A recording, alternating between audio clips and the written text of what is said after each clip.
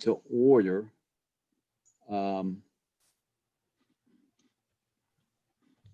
We have, like I said before, Dr. Patricia Yeager is on our committee. Dr. Knox, John Knox is on our committee.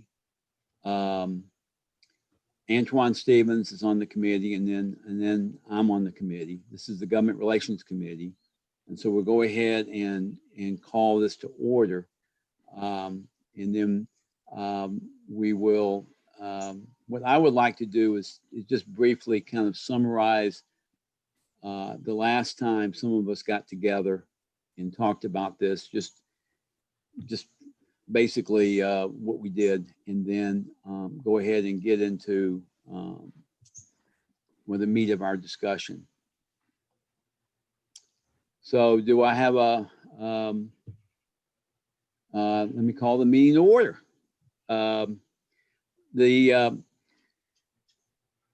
Before I start anything, let's just kind of all introduce ourselves, and so we kind of know who we all are. Just real quickly, Greg Davis, Chair of the Government Relations Committee, District 1. Patricia?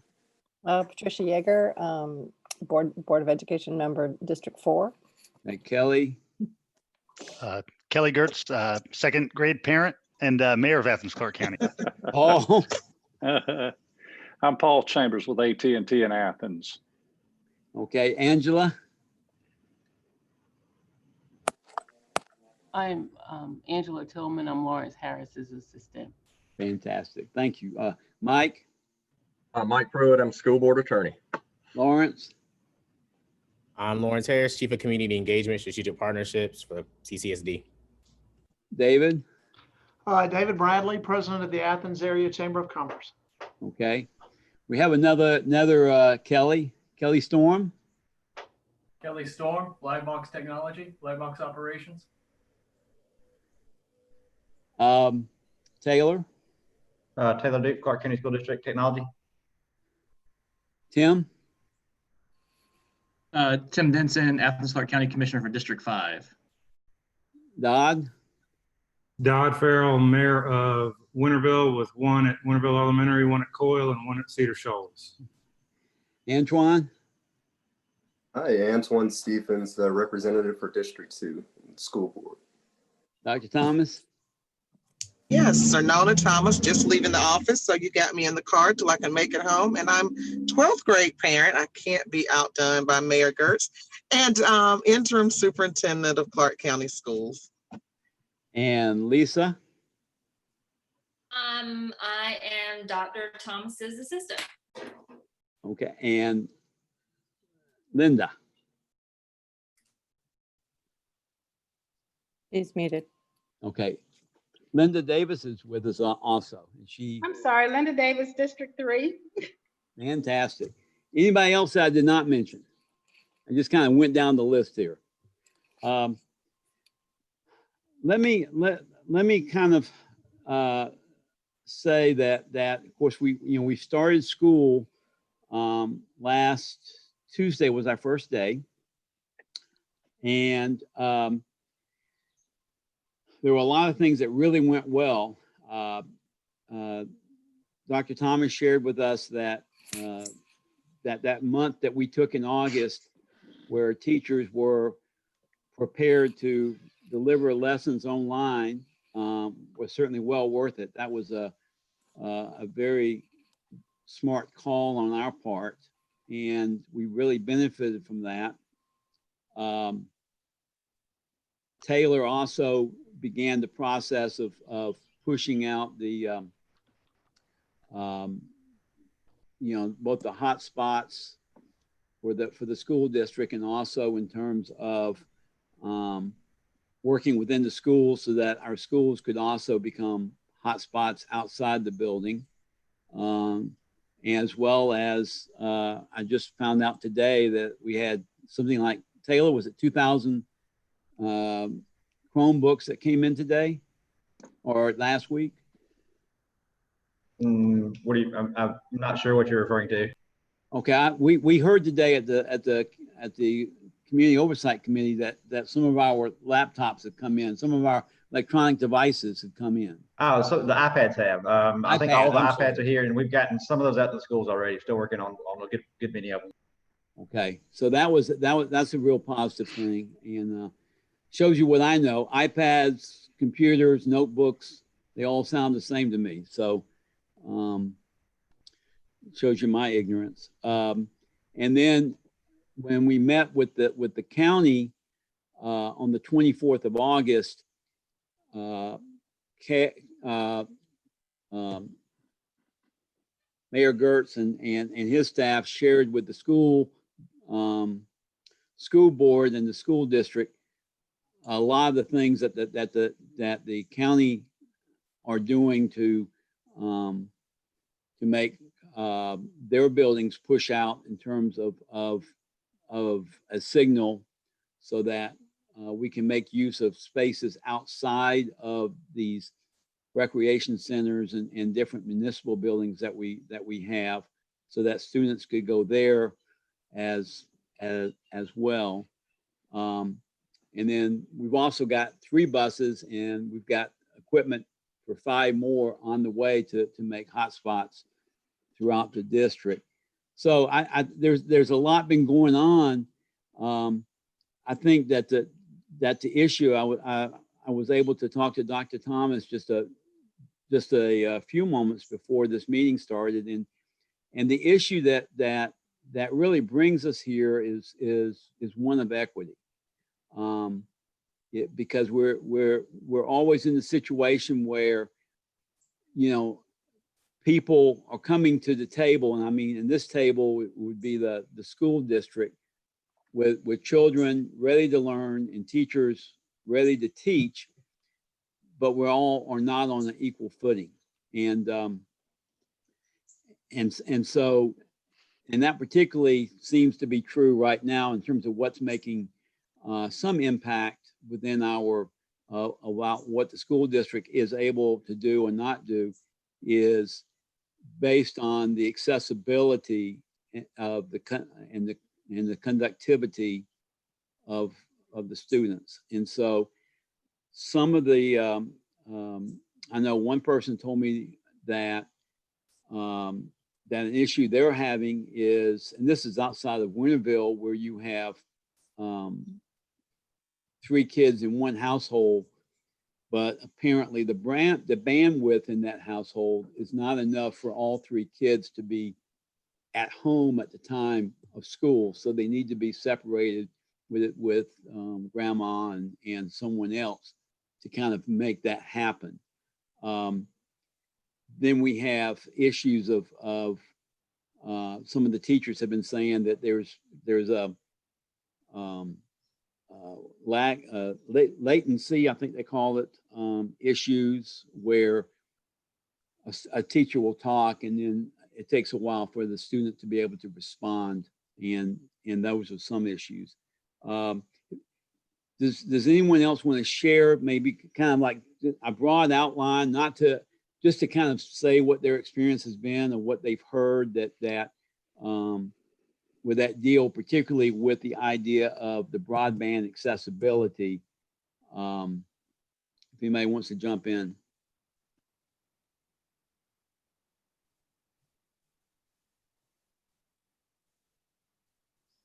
Greg, I'll jump in. This is Dodd, and I've reached out to the community, and I've gotten some information that I'll kind of share with you, and you can share a little more specifically. But Coyle and Winterville Elementary have very similar issues, but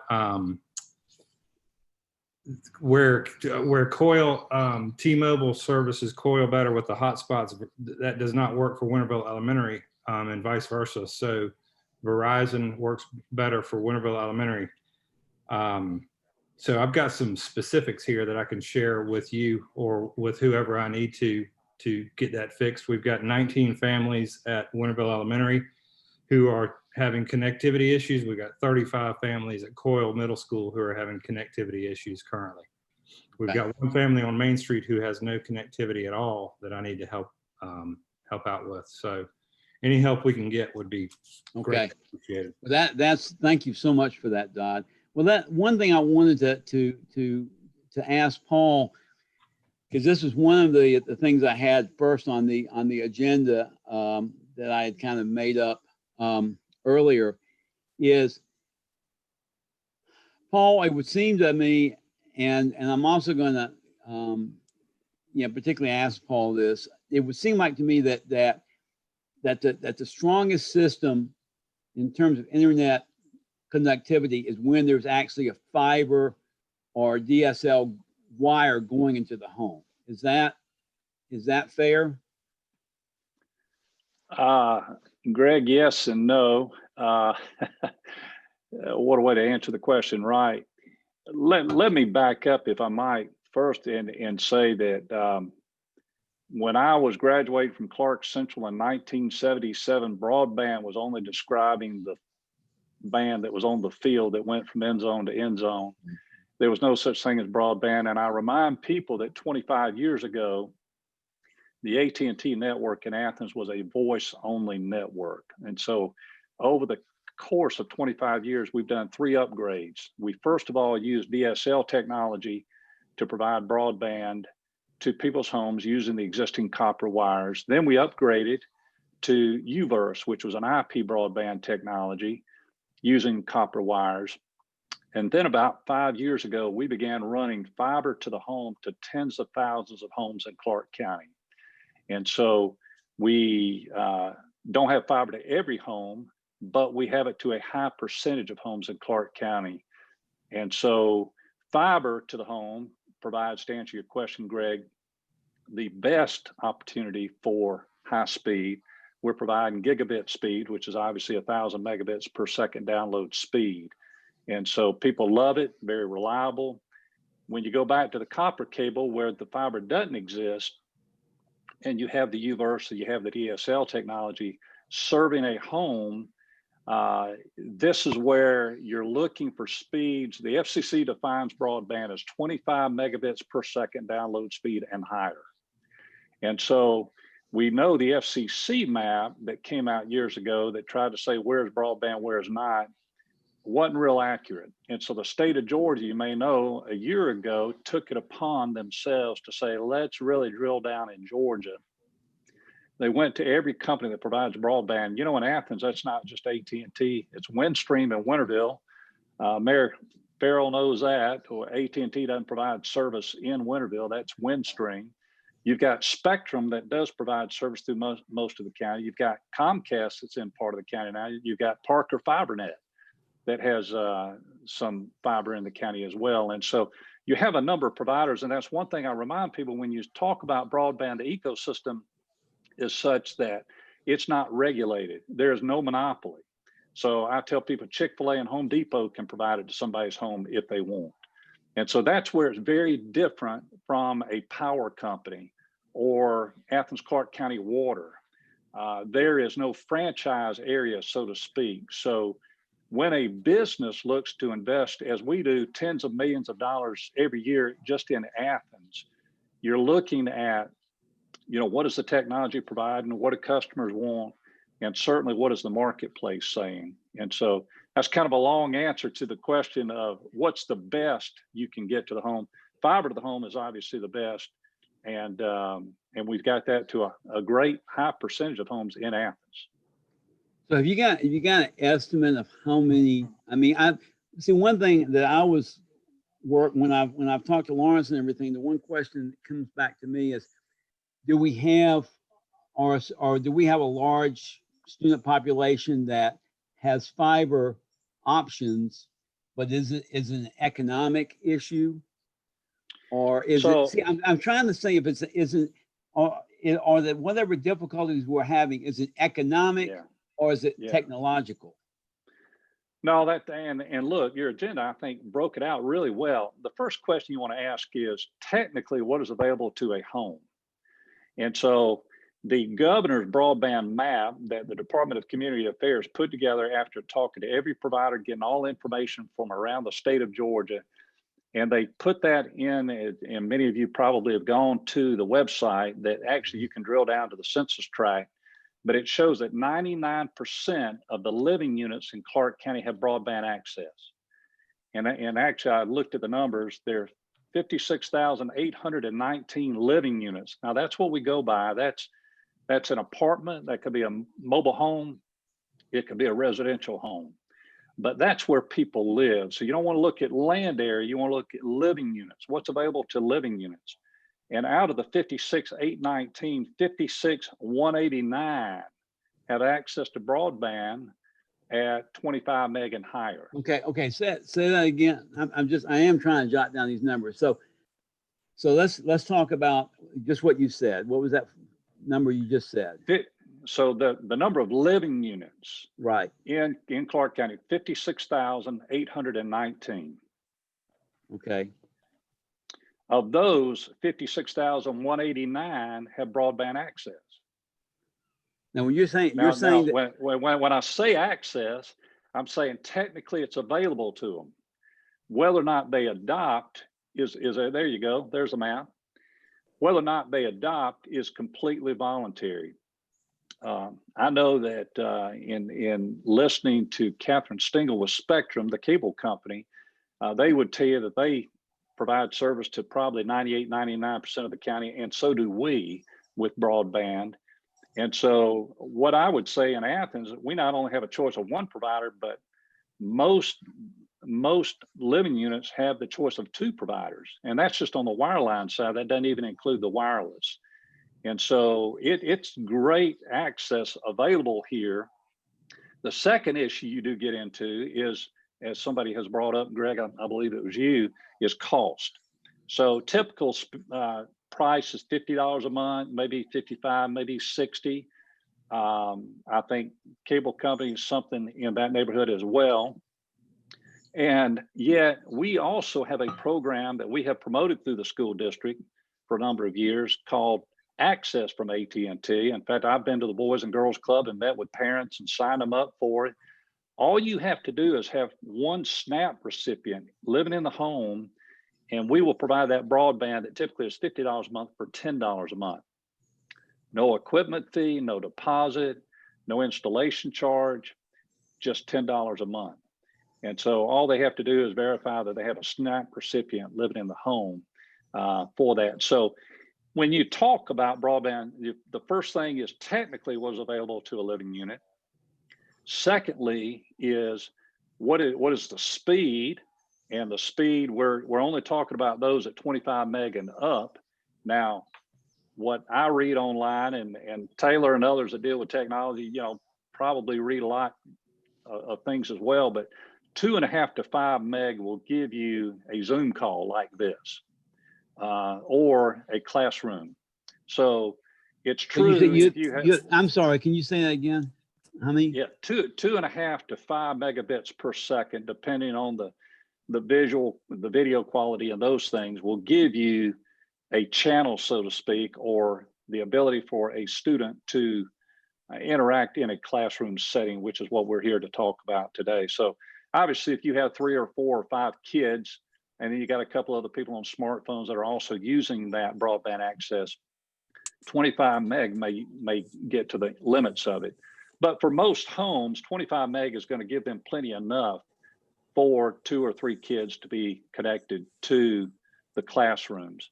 Now, many things impact the experience. That's the other thing we realize, is that it's the connection, of course, it's the servers the school board has, which I'm sure are the best of the best, but then also you're dealing with traffic, and you're dealing with the device that the person is using. And so all of those things impact the experience. So when somebody says, well, I'm not connecting well, it may be an AT&T problem. It may be a Spectrum problem, but it could also be an equipment problem too, or server problem. So all of those things are in play with the experience. So you deal with technically what is available. Secondly, the speed. Third is the cost of it. And because of the cost, some people don't have it.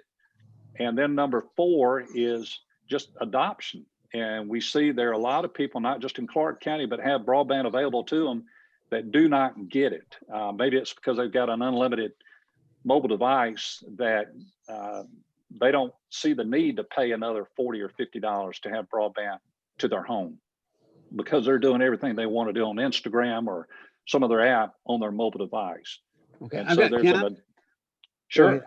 Yeah, I just had a question for you because based on we have on the screen now, I had this question before, is that it says that 80, when you say we have essentially 600 who are not covered by being able to have fiber access, are we talking, is that one census tract, or are we adding up the folks who, because it says that on here, it says that if the census tract is, let's say, if 82% of the census tract has fiber coverage, then the whole census tract does. Is that one of the, maybe one of the confusion points? No, you're exactly right. It does say it considers that census tract as having broadband if 80% or more of the locations have it. And by the way, just a small correction, I'm not talking about fiber, Okay. but we're talking about broadband. So when you're talking about broadband, so you're talking about even wireless access? No, this is wired only. Wired only. So, Okay. so the map is wired only, but what they've done is they've aggregated broadband from AT&T. In Winterville, it'd be Windstream. It would be Spectrum, the cable company, providing service through most of the county. And then Parker FiberNet and Comcast, whatever areas they're providing too. So the Department of Community Affairs of the state of Georgia government went and got all this data from all the providers, and that is what you're looking at. Is it possible that the 600 number that we have, that it could be larger than that, because most of our census tracts are we have at least 80% coverage, and so when the state does its counting, it says, well, that census tract is covered. Let's go look at the next one. Is that? I'm just trying. Yeah, sure. No, that is very possible. However, it's also possible it could be less than 630, because if you go and you look and you put your cursor over a census tract, it will show you there are census tracts that are considered unserved that actually have people that have service in them. Right. You're right. So you also have it the other way around. But I would venture to say, knowing our network and 125 remote terminal sites that we have just in Clark County, the smallest land area county in the state, we have very, very few areas that or homes that do not have broadband from AT&T. Okay. You may have any questions at this point, Paul? Greg, I had one. Just so Paul, you talked about the program that y'all have in place for the $10 broadband service if there's a SNAP recipient in the home. That's right. And then I looking over some of the stuff that AT&T has on the web right now. They're saying that they for this time during COVID have expanded the eligibility for that program to include households participating in the National School Lunch Program. That's exactly right, Commissioner Denson. Thank you for bringing that up. I appreciate that. I should have mentioned that earlier. Yeah, back in March when the pandemic hit and everything was shutting down, we did a number of things. Number one, we said we're not going to disconnect customers right now that are broadband users for an inability to pay, and we have continued to extend that grace period. Number two is we said any data overage charges we would forgive for the foreseeable future. And then, as you have well said, we expanded the access program to be not just SNAP recipients living in the home, but also based on income. And that information is on that website. Thank you. And I guess my question would, building on that, would be that every Clark County School District student is able to do the free lunch program. So I would guess that, and carrying that over, that every CCSD student could actually, if their income showed that they needed to, could actually opt into this program. That is a wonderful question. And I tell you what, let's go back and look exactly what it says, but you're looking at the website, I guess, from the way you're talking, and I had looked at it earlier to be honest with you, I've got a big region and a lot of issues to keep up with, and I'm sorry Sure. I'm not an expert on that one, but Yeah. you may be right. Yeah, we need to sign up more people. There's no question about it. Do we have an idea of how many people have taken advantage of it, Paul? You know, I actually had that question asked of me, and I don't remember if it was Taylor or somebody else a couple, 3 years ago, but the company doesn't release that information by locality. We're just real sensitive to competitive information because, quite frankly, you know, we're competing with a cable company and Comcast and others each day. So they don't release that, but I know it's quite a number. I know when I went to the Boys and Girls Club and just sat down with parents, you know, I signed up a number myself. Hey, Greg, if I can, I'd love to just throw in something for Commissioner Denson's comments, which I think are right, appropriate, very appropriate. Catherine, I did talk with Catherine Fleming with Spectrum, and she did note, Commissioner, that exactly what you noted, that they could offer Spectrums for their customers, for anybody who doesn't have access to it because of the free lunch component. Now their price is a little bit higher. I think it's $17.99 per person, but Paul, I would assume, and you can certainly, I mean, I don't want to put words in your mouth, but I would imagine that same thing would hold true for you. But Spectrum does offer that at $17.99 a month. Yeah, I actually did see that number they published as well. Yes.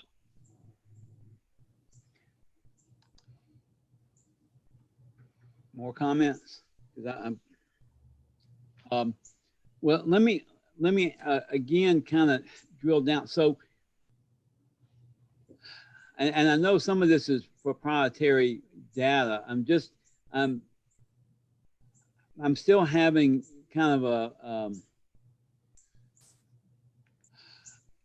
wanting a clearer knowledge, and maybe it's just not possible, about how many families that, I mean, you know, how many families actually don't have the option, you know, because, you know, if I go into a certain neighborhood, a certain census tract, not that they're marked that way, but if I go into a certain census tract and I said, you know, this is what AT&T offers, this is what Spectrum offers, and they say, well, you know, we can't get it here, we tried, you know, and just how many people would actually say that? And it seems like that the numbers would be there. You know, for instance, I mean, AT&T has already told me 3 times that DSL does not run in front of my house. so I know that's not there. And so it would just seem like that the knowledge is there. And so, because I'm as a school board member and wanting to make sure that every student has you know, the system of, I mean, the whole way of equity and all students having, you know, these opportunities, that if it's an issue of, you know, I mean, it doesn't seem like $10 a month is that much. And it certainly doesn't seem like, now I don't know if they have a past bill or something like that. That might keep them from signing up for this program, presumably. But I'm just trying to get a sense of who in the county, you know, the numbers that are not. Kelly, do you have any? Because I know you've looked at this for a long time. Do you have any idea of how many fall outside of what the what's on the screen is showing us? Yeah, We could have our GIS office do an overlay. Oh, sorry, Kelly. The other Kelly. Oh, it's okay. I worked with the GIS office about 5 years ago and UGA, and it's about 70%. And you can find the numbers by correlating the poverty blocks to access to broadband. So the discrepancy that you're trying to hone in on is Greg Chambers and AT&T have provision. They've provided the ability for subscribers to realize themselves. So the service is there. The fiber goes last mile and people can't subscribe, even though it's $10. The problem is 70% of them don't. So the numbers that AT&T get and Charter get and Comcast get, it gives you that map. That map tells you a story that says everyone's got access. What's the problem? Well, the problem is they're not subscribing. So Okay. it's not the whole number. So there are a whole lot of truths here, and they're all true, but you got to merge them together, and you got to realize that statement that Greg said, people have to subscribe. That's the most profound one of this conversation. You got to subscribe, or you got to be pulled into the network somehow. I mean, it's not unlike all of life. There are things probably I could do for my family that would save us money. I just haven't done, just because of lack of time or attention to it or whatever. There's a lot of reasons people make decisions they do, but you do see the national statistics when you read the articles about people in poverty, is that there is a higher percentage of them that do not subscribe to broadband. And again, a lot of it is they have an unlimited plan on a smartphone, and that's their life. And so that's how they do it. But as he has well said, it's there. It's just, they've got to sign up for it, and they just got to get it. Mayor Gertz, you were going to say something? I think the other Kelly covered it. I was just going to say we can do an overlay through our GIS office to figure out who's got access and who doesn't. So,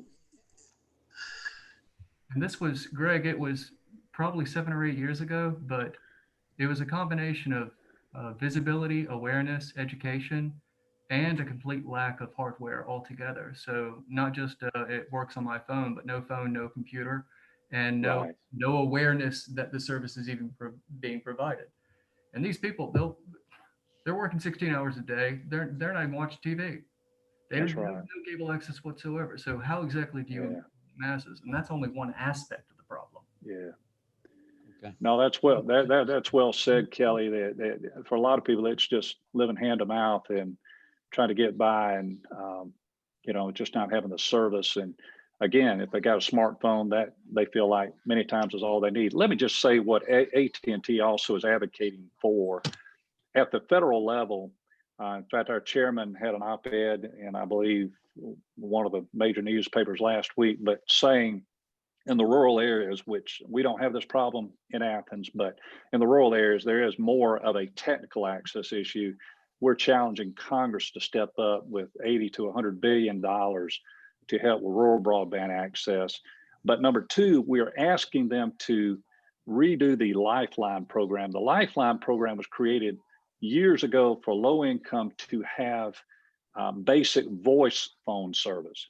And so over time, you might remember they did the free cell phones. Well, that was actually part of the Lifeline program, but we're actually asking them to morph that program into more of a broadband program so that they can make for low income residents and our neighbors broadband at a $10 or $12 price, whatever it might be.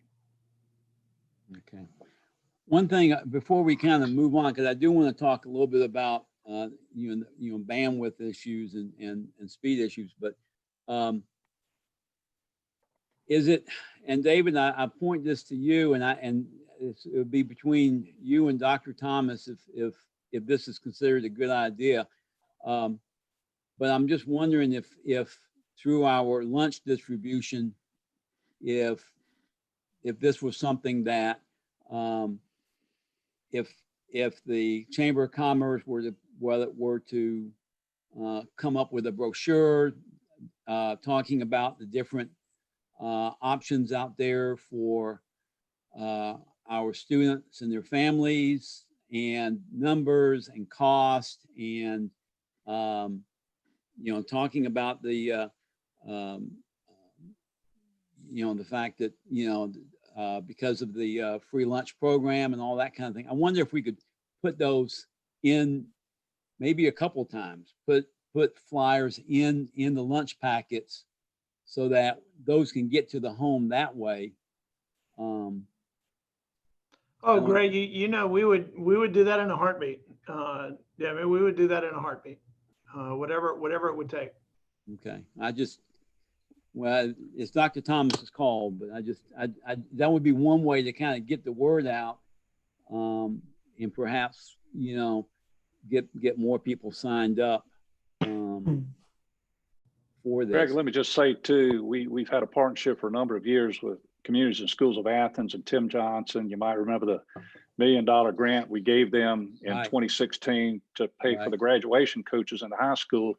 And Tim has really worked tirelessly to get this word out. And I know he's also worked with those in the school system to put it out from our standpoint. And I'm sure they've done the cable company too, but you're absolutely right. You can't talk about it enough. And if people can get it, let's do it. And that is something we can easily work with our lunch distribution, breakfast and lunch distribution teams to get out to families when we deliver meals. That'd be great. Hey, instead of the flyers, just put the wireless access points into the lunch boxes. The 1,200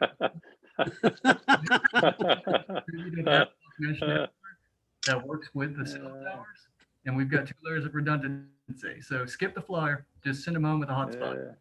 Wow.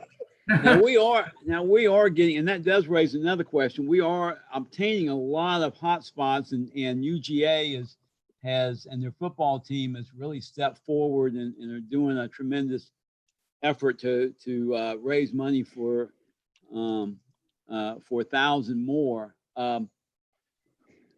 Is that, are the one question that I was given just talking to people is that the hotspots are bouncing off of towers, if I'm right, and those towers are being fed by fiber, and I'm thinking of it in terms of a big pipe of water going into the tower, and then little pipes coming out of the tower, which are the hot spots drawing the water down. And if that's the case, if I'm not too far off in that thinking, can we end up distributing too many hot spots in a certain area where the kids are using them during the school day, that we're actually slowing down the speed because there's just only so much bandwidth going into a certain cell tower, and so many students from that particular area are drawing it down that is creating a slowing down process. Is that even technologically sound reasoning? Instead of water, use air in that analogy, and then say pollution, and then you'll understand signal pollution. So if we're pushing out too many signals, too many frequencies, signal pollution and seeing it as air expanding is really what's going on. So more is not better in this case. Distributed over multiple frequencies and having one piece of hardware serve on multiple layers of network, like a redundancy. An access point can be a part of a mesh network, as well as feed directly from into a radio tower, which is linked into fiber, which AT&T has provision is providing access to. But more is not better in this sense, unless more spans multiple frequencies. If it's all just pushed out on the same wavelength, pollution is what occurs. And signal to noise ratio just ruins it for everyone from there. And Greg, you may be able to speak to how AT&T is addressing that at the top level, but this is why we don't have radio towers on every corner. More is not necessarily better, and pollution is the problem. So switch water for air, and it starts to make more sense. Wow. So Kelly, can I ask a question, Greg? In the data that we're getting, and if Winterville Elementary has T-Mobile, AT&T, T-Mobile hotspots, and Verizon, but the Verizon hotspots are working, T-Mobiles do not work for Winterville Elementary, and vice versa at Coyle. that's causing a lot of this pollution because we have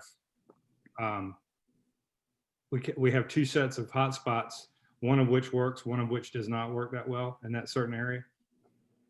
If they're not in agreement or they don't have some sort of mobile handoff agreement between the organizations, between the two companies, yeah, that could occur. But that could be as simple as getting those organizations or getting those devices to simply hand off. And then if they're playing nicely, if they're configured in such a way that they can play nicely, it's like a handshake. They can hand off the better access to that device from that provider. It could be a simple configuration issue with the network itself, and it could be a single phone call to get that company to talk to this company. And if they don't, then yes, you're stuck with pollution. But there's a way to do that too. You could disable the devices. You could tune the frequencies down so they're not so pervasive or strong. There's a lot that you could do that the network engineers would take over. And Greg, I would defer to you on that one. So top down, AT&T sends out the network engineers and a million things, magical things occur. Well, and what I would say is that you have devices that are proprietary to a network. In other words, I believe Taylor has purchased a number from T-Mobile. We provide that service too, and that's okay. Maybe we're better than we were, but T-Mobile is going to work on the T-Mobile network, not the AT&T, not the Verizon. And so it's proprietary to that network. We compete, we innovate, we provide. All of that provides options to people. To go back to the fundamental question of the more users you have on a cell tower, the slower the speeds for everybody. It's like I tell people, well, how long does it take to get from Millage Avenue to Whitehall Road or from Prince Avenue to Whitehall Road? I'll say, well, how many cars are on Millage Avenue? You know, is this at 8 in the morning or is it 2 in the morning?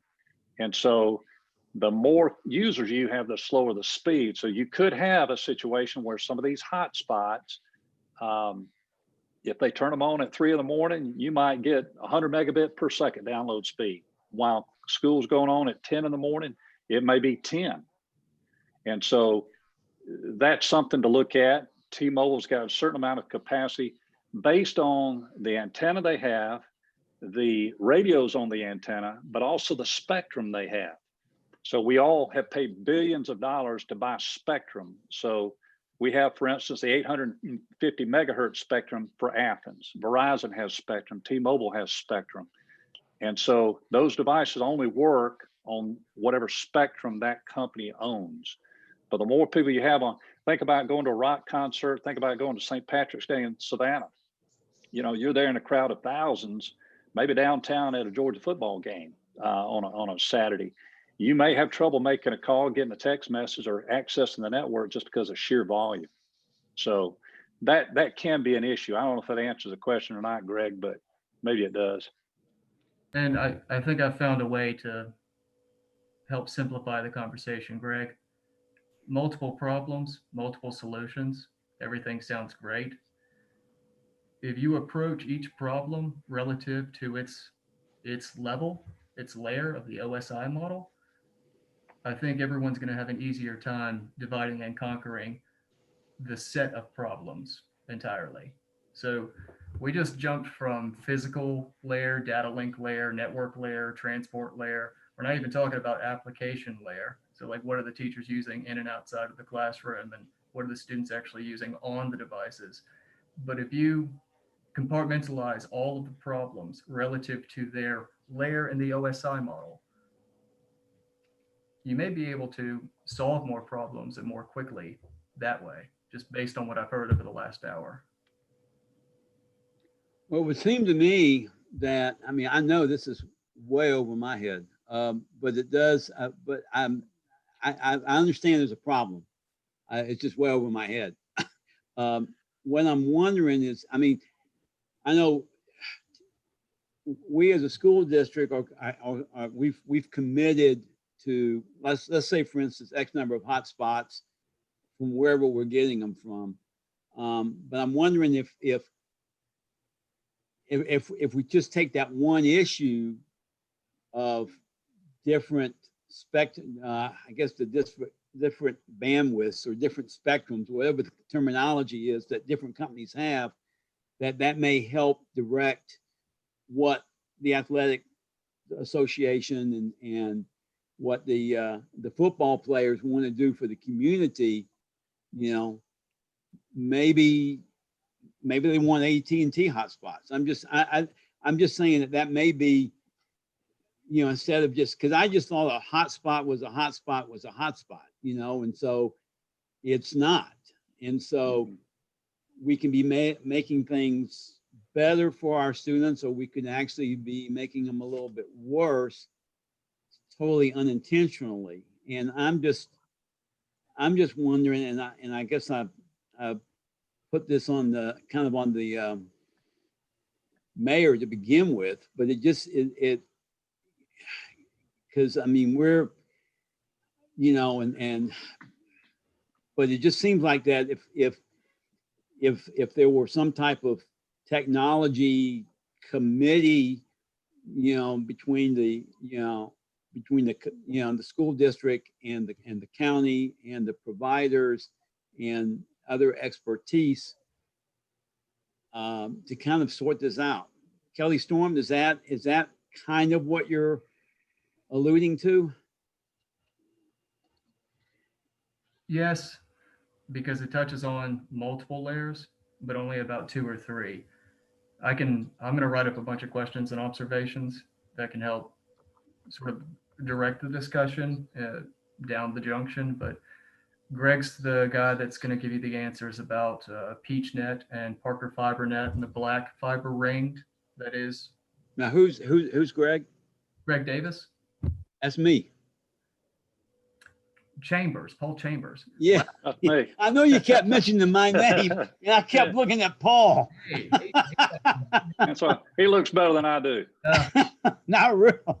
So Parker FiberNet has that black fiber ring, which is the loop around Athens, and I think they still have the right of way that goes up the 316 junction, which is PeachNet, and that's how UGA basically has fiber. And only a small percentage of businesses and sectors actually have fiber pulled to their buildings. I think it's still a pain for most of them, and it may be pulled to some neighborhoods, but it's not last mile yet. It's not pervasive. However, getting them to the radio towers would make sense. Now that's 1 or 2 of the layers in the OSI model, and Paul is not. He can't do anything about layers 5, 6, and 7. AT&T, right? Everyone is all of these companies that are providing access that have anything to do with broadband or provisioning internet or anything like that. It's layers 1 through 4. So there's still another set of problems in the other 3 remaining layers. But in general, I think Paul, what you were saying about cars on the road, that's more accurate. That's more in tune to reality. Pollution isn't the problem in Athens and Winterville. Access to service and redundancy in service and the quality and the high speed of that service is really what should be done. And I think that is what is being done. Fiber being pulled to more radio towers, increasing the frequencies, like you were saying, the $1 billion was dropped and you could widen the pipe. Let me just make sure I'm clear, because I may have confused a couple things here. First of all, 99% wireline broadband access in Clark County. So that's just wired to the home. The wireless provides still another option for people to use if they were to choose that. Now, when Taylor buys the hotspots for the Clark County School District, he's looking at 2 things. First of all is coverage. And this may be the thing that Dodd's referring to. You got one school district that seems to have good coverage with T-Mobile and another one that doesn't. So coverage, the ability just to get a signal from that provider to the hotspot is one issue. I will also add that you have the phenomenon of bars in the basement. If you take a hotspot and you put it in the basement, it's not going to work on just about anybody's network, because radio waves don't traverse the dirt. And so some of it could be, you got to tell these students, they got to put them up in the house. I got to put them next to a window or somewhere where they're picking up the radio signal. All you're doing is you're taking that hotspot, you're converting a cell signal into a Wi-Fi signal so that your device can talk to it. So wireline, 99% broadband access in Clark County. Wireless, you probably have 100% broadband access if you were to use the cell tower network. So I just want to make sure that people understand there's a lot of options out there. And yeah, I guess Paul, when I want to make sure is that going to wireless now, because we've talked about we've got kind of a plan how we're going to advertise the hotspots. No, not the hotspots, but the actual fiber access. The low income. Right. And so, okay. Greg, can I sure? Can I ask you a question on that though? I guess the thing is that comes out to me is that it's two different levels of pursuing those things. The hotspots, the wireless, from my understanding, the school district is providing those for free. Families can take those home, no cost, they can do it. Yet when we're talking about the wired in the home access, we're saying, here's a piece of paper, you're gonna have to figure out a way to pay for this and get it set up yourself. And there's not, as would you say, a warm handoff happening there when it comes to the wired in the home. Yet from what I'm hearing from families who are seeing some struggles, a lot of them are saying that that for different reasons the hotspots don't work in their homes, whether that be for that the carrier that hotspot works with, they don't have good service for whatever reason, or possibly, it could be what's coming up with the basement situation, or the way the house is constructed, or possibly in deep woods, that's a child's bedrooms in the middle of the house, those kind of things where a hotspot doesn't work as well. And so I guess I wonder why it's not being made the AT&T's program or the Spectrum program, whichever is going to work, but to have that same warm handoff where that is being paid for at least while we're in this pandemic period and students are being required to have to do schooling online. Because I can't imagine that it's more expensive than hotspots. I would have to imagine that that has to be at least comparatively cost the hotspot compared to paying $10 a month for somebody to have broadband in their home. So I guess I'm not sure why those two things are being handled differently. Yeah, and I've heard you say that, Tim, and I do get that. I think that's an issue.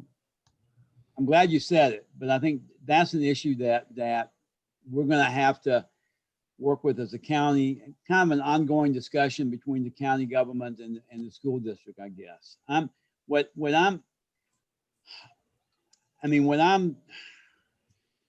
Unless somebody else wants to address that, I don't know. I feel like that in terms of, because we're investing so much in these hotspots, if there is a relatively simple solution to make them work better, that we need to be at least aware of that before we jump to that discussion, which is why have hotspots at all when we don't need them. Greg, I'm just a lowly lawyer, but if I can jump in with maybe an observation or a question or both, what the legal profession, the legal aid and those sorts of things end up dealing with a lot with indigent services is simply trying to help people navigate this array of fragmented options and things that are available to them. But, being poor is exhausting. I mean, trying to access all these fragmented services and assistance programs, I mean, the money I make is a lot easier made than than how hard people have to work to access that. And so I'm wondering, as I'm listening to this discussion about, all the different things that are available, and all this technological discussion is just, fun, I guess. But if I've got 3 kids at home, each of whom need to be able to have seamless video for their class and their homework all at the same time. I don't really care about this conversation. I need somebody to tell me what's my best option, and I need to be able to tell me that while I'm making peanut butter sandwiches between running from my second job to my third job. I mean, is that a fair observation to throw into this? Mike, I think Mike, you're right. yeah, Mike, you said it well. I appreciate you saying it that way. And let me just say this, and I'm gonna talk against my company, I guess, in a way. The hotspots cost about $20 a month. I don't know what Taylor, agreement he's got with Verizon or T-Mobile. That's typically what we sell them for, and I think we're all probably pretty close to that. So you're correct, and Commissioner Denson's correct to say that the access from AT&T at $10 a month is cheaper than $20 a month. And we're not charging for equipment, installation fees, any of those things. The one thing that you do read about low-income students in particular is that they are very transient. 1 week or 1 month, they may be living with their mother, and the next one, it may be with grandmother. It may be with an uncle. And so the beauty of the hotspot, I would say, is that they can take it with them wherever they happen to be living at a moment in time. So that's the only other factor that you want to take into account when you're talking about fixed broadband through a wire versus the hotspots. Yeah, thanks, Paul. And I think that's definitely a good point that I know ACC has discussed a little bit. And I think actually going back to Mike's comments, I guess what seems the best way forward with this is to almost have a menu of options. You talk to the family that has the need. You make sure you have those points there of like the hotspot works really well, especially if you might be transient or if you might have to be traveling to different homes to do this work. Yet the inline is going to work better for these situations, especially if you live in some of the areas that might have worse service. And letting those individuals who know their situation better than anyone else does to be able to choose the most applicable solution for them. And I guess that's what I see is like a bit of a menu of selections rather than here's a hotspot from somewhat of from provider that might not work for you, and I hope it works. I guess that's the way I see it. Maybe the hotspot, I definitely agree, should be like the default because it is going to help the most families. But as we're seeing, it's not helping all of the families.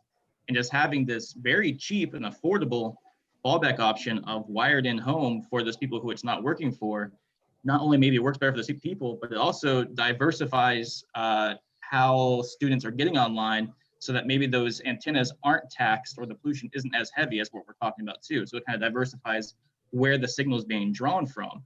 So that helps the network side too.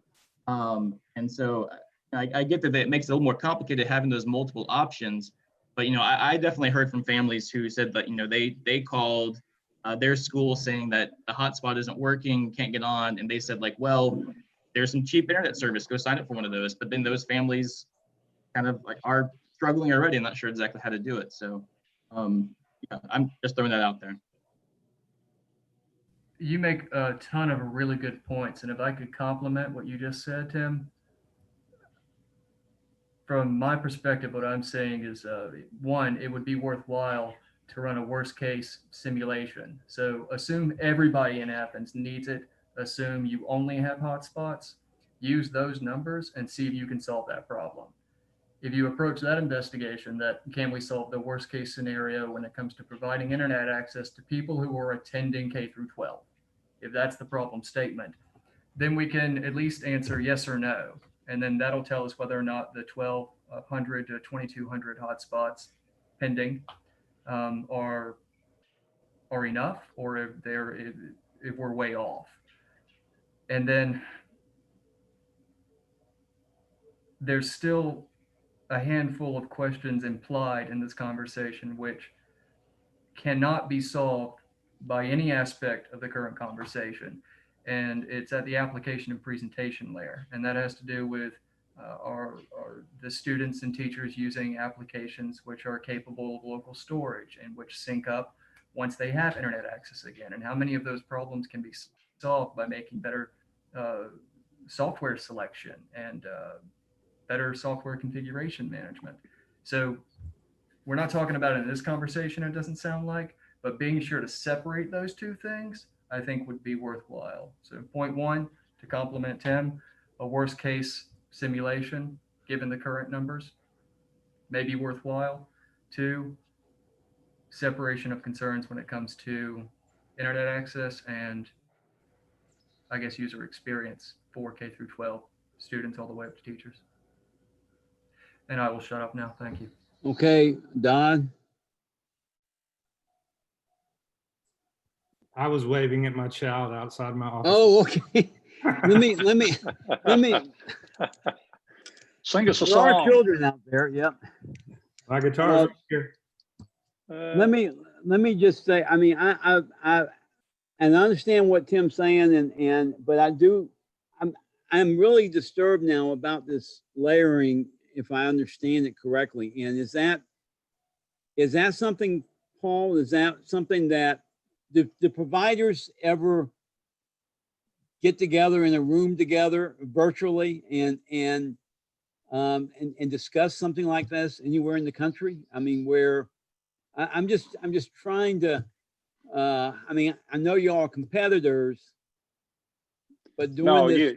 No, the networks have to connect at some point. So you may have a proprietary network, but obviously, if I'm on an AT&T phone and I'm calling somebody on a Verizon phone, my network's got to hand off to their network. And so there is that interconnection, and there's all kinds of ways that, I mean, we're buying equipment from a lot of the same manufacturers. And so, and all of that has to be able to talk to each other.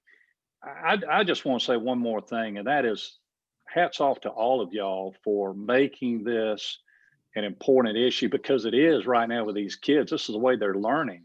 And for looking at our low income and looking at access, you know, being a school board member, I have long said is the most thankless job anybody can have in government, with deference to our two mayors that are on the phone right now. But being on the school board really is a tough job. And so I want to commend Dr. Thomas Taylor for what he's doing in IT. I mean, the IT people right now, good gosh, I mean, they're scrambling, trying to understand and figure it all out too. So hats off to all of you. Any way that I can help, I'm right here. Pick up the phone and call me. I'm happy to come help any way I can. I guess I kind of going back to Mayor Gertz, and is this, because I know you've been on this subject for a long time, and I'm just trying to say, how do we get these hot spots? And David, you too. I mean, in terms of the chamber, how do we at least address the problem that Kelly Storm raised? Just a very small problem, but it can make a significant difference of having potentially these thousands of hotspots that are making things, if not worse, and not making them any better. And it just seems like to me that you know, with UGA and that there would be some, and these fine companies that, like Paul said, AT&T has contributed so much to this community. How can we at least get the hotspot coverage so that we're maximizing what we've got already, while we chew on what Tim's saying in terms of you know, pushing out universal service. Kelly? Greg, I would only say, not to be discouraging anybody, I think the hotspots are a help. I mean, they are filling in gaps for people that, for whatever reason, have not subscribed to wireline broadband, although it's available to their home. So give them the hotspot from whatever provider works best at their home. But as Commissioner Denson said, maybe the right approach is to say, here are some options you need to know about, and let us help you walk through those if need be, to make sure you got service, because these kids need to learn. Tricia?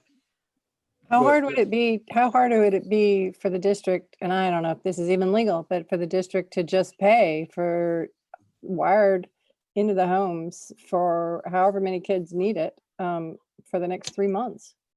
I mean, could we do that? And why don't we do that? If it's tens of thousands of dollars. It's $10 a month times 3 months. That's $30 per kid. We only have 13,000 kids, and I'm guessing most of them have access right now. So we're talking about thousands of kids, right? So maybe $30,000. Legally, I don't see any difference in that in the hotspots we're providing. I mean, I don't know if we're just providing that to anyone who asks or if there's some criteria for it, but whatever it is, my very rudimentary technological understanding is the hotspot. I mean, we're providing a piece of hardware plus a service. If we paid for the wire, we'd just be paying for the service. But Yeah. I don't see a legal distinction between the two. Okay, so I mean, $10 a month is cheaper than the food we're providing to those kids. I know that comes from a different pot of money, but I mean, it's certainly at the same, it's a smaller scale even than providing the meals.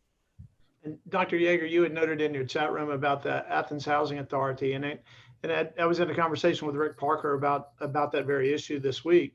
So, I mean, they are providing some paying for direct connectivity, aren't they? Yes, they are, for everybody.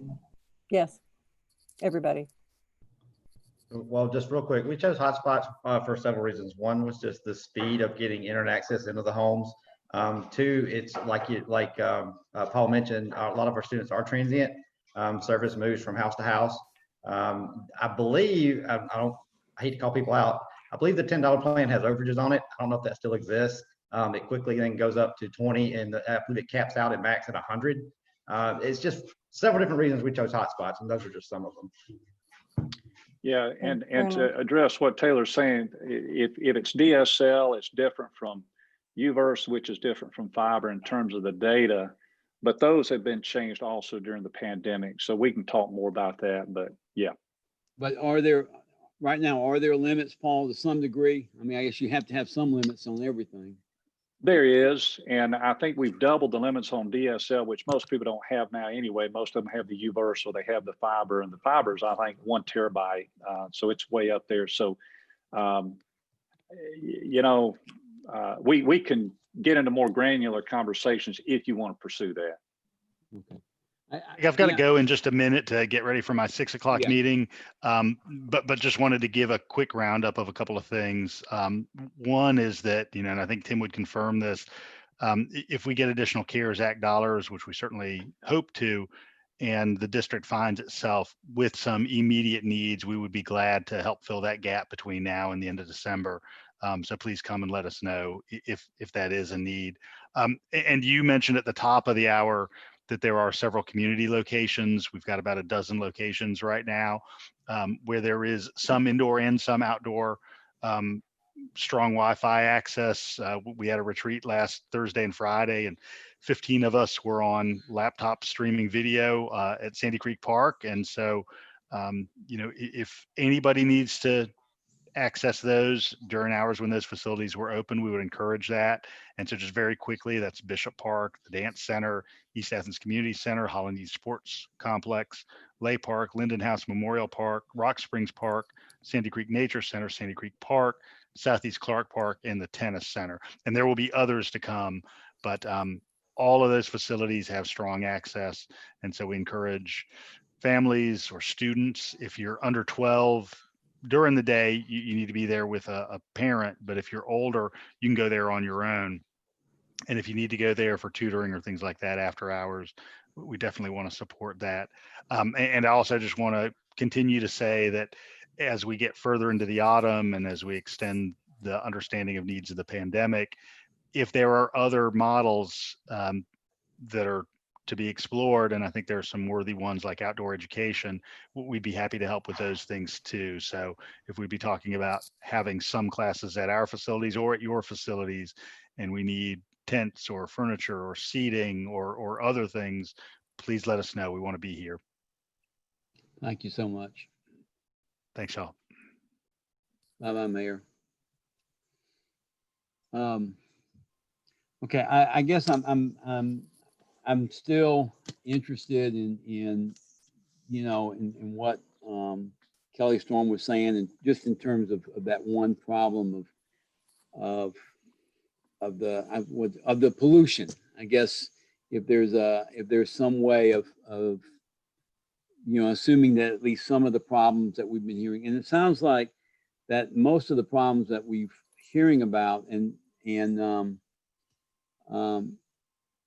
Mayor Dodd, you may chime in on this, or Dr. Thomas, or Tim, but it does, or any of the board members. But it seemed like that the people with the hot spots tend to have the biggest problems. And so if I could help you ease up off of the pollution comment. Okay, sure. That was more of an academic and educational point I was making. Okay. A good problem to have, because if we've got pollution in Athens at large, it means there's too much access. The first problem we want to have is getting too much access into the air. And that's just for wireless. So the pollution comment wasn't, we need to focus on signal pollution. It could become a problem, but it would be a good problem to have. And it was indicative of what they were talking about in Winterville relative to the schools and the competing services and organizations. But I don't think it's a primary concern right out of the gate. Access, consistent, reliable, and redundant access. And if I could maybe introduce average case reality, inject it into the conversation, it may help the anxiety of the conversation to remember that this is just internet, and students can still do their homework, and people can still do whatever they need to do if their internet is down 15 minutes a day intermittently. So as long as access exists, it doesn't have to be up all the time. It doesn't have to be 100% all the time. It doesn't have to be fiber connection all the time. It just has to be provided and available. And my last observation would be, what if we ungunk the whole, give the hotspot to an individual and then pay for it for 3 months? What if they just exist? What if the hotspot isn't given or granted, but it's mounted strategically over the city, and the city can pay for it indefinitely? Sort of like downtown wireless, except now it's a ad hoc wireless mesh network across the entire city, working in tandem with redundant internet access. So maybe you don't have the best strength at your house for this free service Athens is providing, but you can get your homework done. You still have internet access, and you didn't have to buy anything, and you're not paying a monthly fee. If you would like to watch football while streaming Netflix, while playing video games, then pay $10 a month or $20 a month for a landline that can work in tandem with this. So I know that's a lot in just a single statement, and I apologize. But the pollution was an academic and educational point I was trying to make relative to the conversation, not an issue I think we're going to hit right out of the gate. Okay. And I'm gonna have to jump off here in just a second, and just to follow up on that, as I think most of y'all know, ACC with the last SPLOST has put aside a considerable amount of money for us to start building infrastructure that could turn into, and hopefully does, that municipal ISP, or whatever it's going to end up being, that we can move forward. But of course, that is a long-term solution that is not going to at all help any of these students over the next few months while we're in this pandemic. Yeah, if there, as the mayor said, any way that we can help support financially or infrastructurally, I definitely am an advocate for that and an ally. I definitely, just push for us to have as many options as possible. I agree with what Taylor said, that the hotspots are definitely the most widespread solution. But as we know, it's not working for everyone. And I see the line in home that Paul's talking about, especially if we can figure out those overage fees, as being a fantastic second option for those folks where the hotspots aren't working. Again, just that menu of options that people can pull from that fit the solution. But I really appreciate y'all having me. I appreciate y'all discussing this, and I look forward to seeing where it's going to go. Thanks. Thank you, Tim. Thank you. I've got one other area that I want to cover, and then I'm going to open it up. But just for clarification's sake, Paul, I've got this brochure here that I downloaded from Broadband Now, which is I think it's a PR piece that they say that they're by commissions, that they make their money from commissions from providers listed on our site, which is, and they have it located by town and by city and that type of thing. And so I got one that says internet providers in Athens, and it talks about recommended speeds. And it says 25 plus, basic web browsing, stream video on one device, low lag online gaming, ideal for 1 to 2 persons, household of light internet users. And then they go to 100 millibytes per second. And then they say competitive gaming, heavy streaming, high resolution video chat, no lag time, appropriate for smart homes, ideal for 4+4 households. Is that like that? Is that just such a gross simplification that it really isn't useful? Well, I think again, it depends on, are you on Zoom? And what is the quality of the video that is coming? Is it HD? Is it whatever that's even a higher quality? But all that to say that I think 2.5 to 5 meg is a good average per video stream that you want to have. I think Netflix will tell you, you want to have 4 or 5 meg to download a movie or stream a movie. Most of the streaming, Roku, Hulu, Amazon Prime will tell you you need at least 5 meg per channel to be able to do that. So again, if you're talking about a minimum threshold of 25 meg download speed, then you really got 5 channels or thereabouts to be able to do that for learning in a home and whatever else may be going on. Every home is different. My father, who lives by himself in Homewood Hills, he uses this much. Some others on this call right here got, a bunch of kids and you're using a lot, so you need more. So every situation is different. I'm just wondering if because my impression is that nothing takes up more bandwidth than what we're doing now. Video, yes. Video. And I mean, we're live video, even more than just downloading a movie, is my understanding.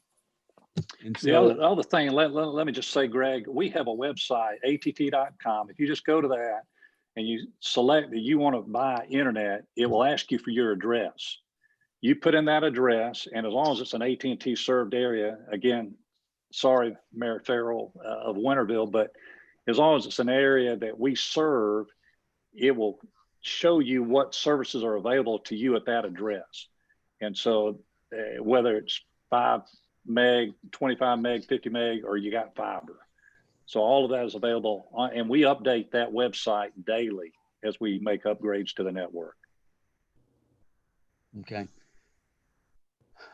Other comments or discussion items? Greg, I've got to jump off myself in a second, but just to dovetail, and thank you everybody for the information and comments. Just to dovetail off of what Mayor Gertz and Commissioner Denson said, we've already begun having conversations in the city as well with regard to our CARES Act funding that we'll be putting a hold on some of that to help out where we need to with our schools out here, and also offering our green spaces and our public facilities in any way that the schools can use them.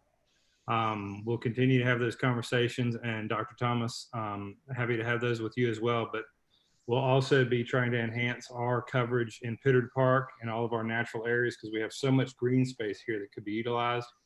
And same thing with tents and furniture and whatever we would need to do to bridge the gap between now and when we can get back to normal.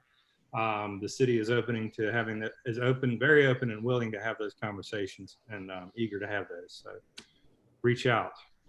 Thank you, Mayor Dodd. And we're beginning conversations hopefully this week, by the end of the week, to start examining what options we have to to be creative and really start to examine some ways to slowly transition some groups of students back.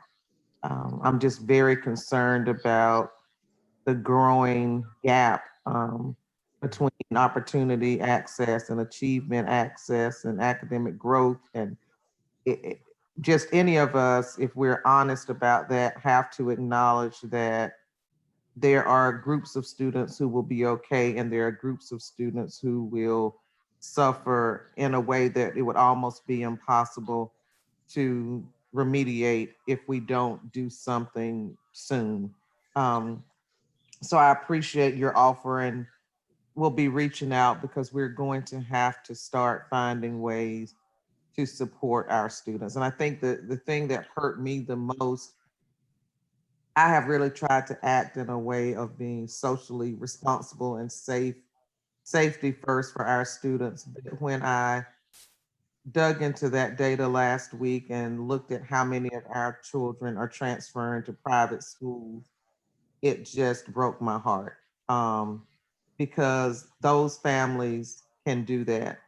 And what about all of these kids who don't have that option and also don't have some of the resources we're talking about now, or the mom that Attorney Pruitt referenced, that's working 2 or 3 jobs and running in and trying to make a sandwich. And I'm hearing about kids keeping kids and helping kids. And it just, I'm thinking for those, our haves even recognize that this is not ideal and they're taking other options.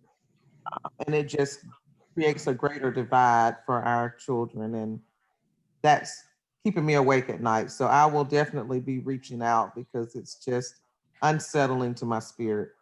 So, and Dr. Thomas, and we can have this conversation offline. So what I would also offer is those students you're talking about, and I got really worried too after day one, and us having 3 kids in the house going through it, and our kids are going to be okay, but they're still struggling, knowing the children you're talking about that we need to make sure we're paying attention to now. I will open the city up to, if you needed to put together classrooms full of students from various schools that are most affected by this, and we can open up our green spaces immediately for them, please think outside the box and let us help to bridge the gap in any way we can. Well, thank you. We're working on that, and Lawrence and I have been chatting, and Brandon and I've been chatting, and I talked to our new director of student services today, and we're going to just have, we have to be able to support all of those students. The 82-year-old grandma, my team heard about this yesterday, but she's calling me, actually she's a great grandmother, and she's trying to take care of 3 great grandkids during the day while the her grandchildren are working. And she's like, I don't know how to do this. I don't know what a dojo is. I don't, it says connectivity issues. What do I do? And she finally said, I'm so frustrated. And so we're going to have to find something. Well, that's very good. The one last thing, because I'm trying to see if there's one other thing that we can do besides trying to get the word out, perhaps through the our lunch and breakfast program in terms of what's available, and making sure all providers are, and that's why I talked to David, because that would bring in everybody. But also, Paul, if the issue with that Taylor raised in terms of upper limits and that type of thing, if you could explore that more, if David would be willing to explore that with the other providers. Absolutely. And I mean, maybe $15 a month would make a big difference with AT&T in terms of, because I have heard what Taylor said, and we don't, and we're really, because of how we're doing live teaching virtually, I mean, it's eating up a lot of data. And so, yeah, just to add on that, I didn't mean to call AT&T out. No, I know. I know. Great with us. We use them for lots of other things. So right. People want to know why we chose the $20 a month plan, and that was some of the reasons. So. Right. but also I think it's true for the $10 a month. Isn't that right, Taylor? I mean, in terms of, or Paul, I mean, even for the $10 a month, does that have limit to it or not? There is, and that's what I was saying. We've raised those data. I think it may be 250 gigabytes, which is a lot. Right now, again, if you got fiber to the home, it's like a terabyte. So that's not going to be a factor for them. It really just depends on where people live.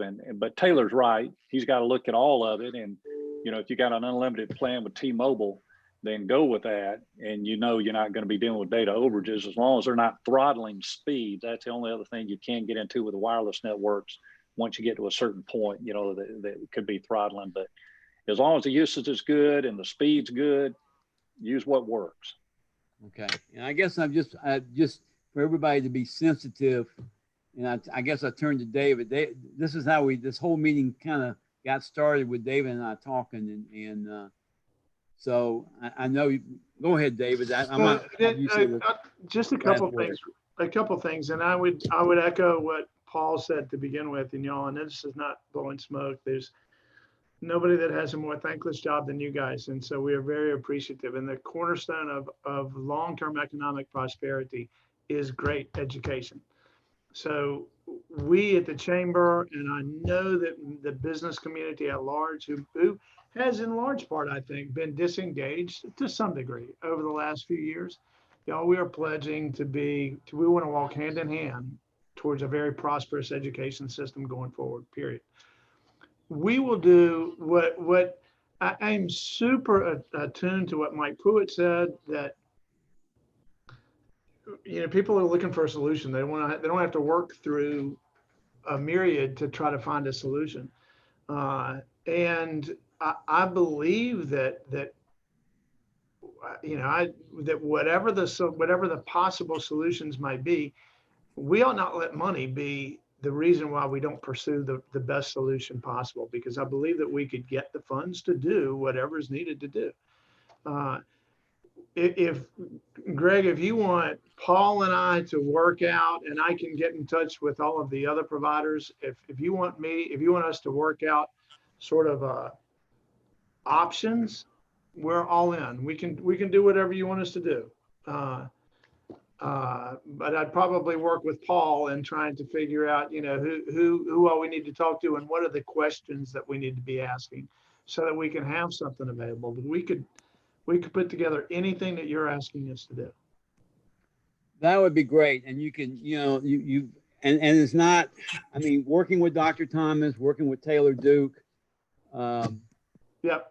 You know, we're just, we're board members are just, we're kind of out in the restaurant, you know, and Dr. Thomas and her staff are in the kitchen, and so, you know, if you're making me hungry. Yeah, if y'all all kind of work together and just, I appreciate that, David, so much. And Paul and I can try to put a little piece together, some information, and then we'll touch base with Taylor to see if what that looks like. And we know that it may take a week to pull together, but we can do it in a heartbeat. But whatever the solutions are, let's not let money be the reason why we don't pursue it. Thank you. We'll let that be the last word. Thank you for everybody for your participation. Thank you, guys. Thank you, Greg. See y'all. Greg, you're not adjourning the meeting, are you? Oh, God. Oh, okay, I'm sorry. Do I have a motion to adjourn the meeting? Wait a minute. I don't think you approved your minutes of the last meeting, did you? Oh my God. Okay. Can we have a motion to approve the minutes for the last meeting? So moved. Okay. Is there a second? Okay. All those in favor? Aye. Aye. Okay. Do we have a motion to adjourn the meeting? So moved. Second. Second? Okay. All those in favor, say aye. Aye. Aye. Aye. Yeah. Thank you so much, and thank you, Mike, for keeping this Yeah. legal. Thank you, Mike, for your comments as well. Thank you, sir. Thank you for keeping us straight, Mike. Anytime. See you all Thank you. Thursday.